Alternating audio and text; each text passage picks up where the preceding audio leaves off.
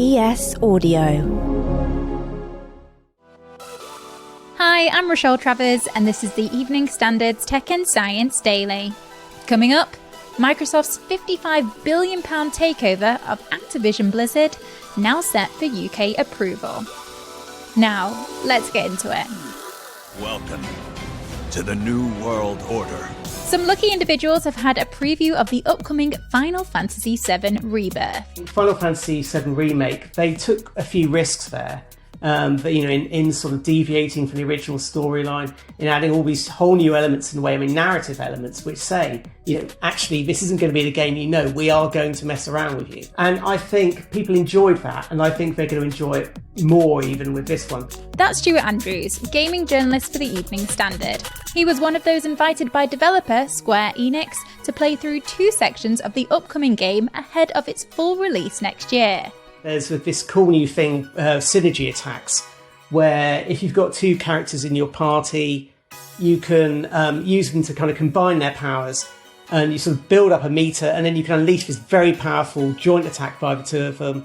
Stuart says although it's hard to judge off a preview, the game looks like it's off to a strong start, and he expects fans will be pleased with the latest instalment. One of the other big things I think a lot of people are going to be excited about is you can now play as Sephiroth in a key sequence of the game. And Sephiroth is sort of one of gaming's most kind of iconic villains. I think, probably the most famous Final Fantasy villain ever. Final Fantasy VII Rebirth is due to be released on PS5 on the 29th of February 2024. You can read Stuart's full preview of the game on our website. We'll leave a link in our show notes. In other gaming news, looks like Microsoft's £55 billion takeover of Activision Blizzard is now set for UK approval.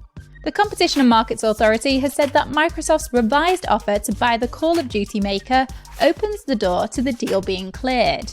It had been the sole roadblock of the acquisition, rejecting the original terms on the grounds it had a duty to protect innovation and choice in cloud gaming. But an updated deal appears to address the concerns it raised. Under the new proposals, Microsoft will not buy the cloud gaming rights owned by Activision Blizzard. Next.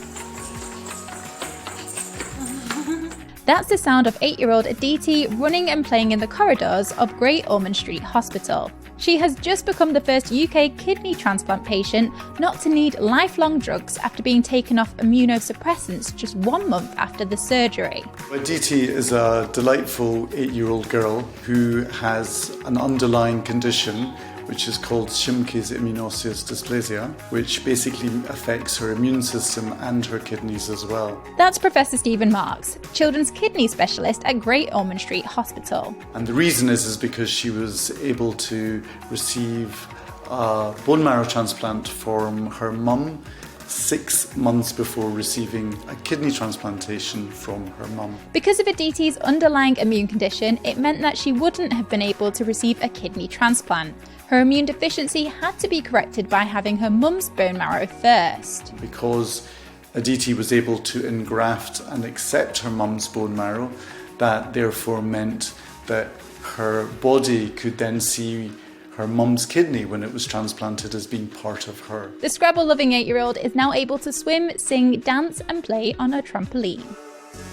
Astronomers have found what they say is an abundance of Milky Way-like galaxies in the early universe. A team of international researchers, including those at the University of Manchester and University of Victoria in Canada, used the James Webb Space Telescope to discover that galaxies like the Milky Way are 10 times more common than what was previously believed. The Milky Way is a typical disk galaxy with a shape similar to a pancake or a CD, rotating about its centre and often containing spiral arms. Astronomers had thought these types of galaxies were too fragile to exist in the early universe, when galaxy mergers were more common, destroying what was thought to be their delicate shapes. Let's go to the ads. Coming up, scientists talk to plants, and how to turn off those annoying broadcast channel notifications on Instagram. Why not hit rate and follow in the meantime?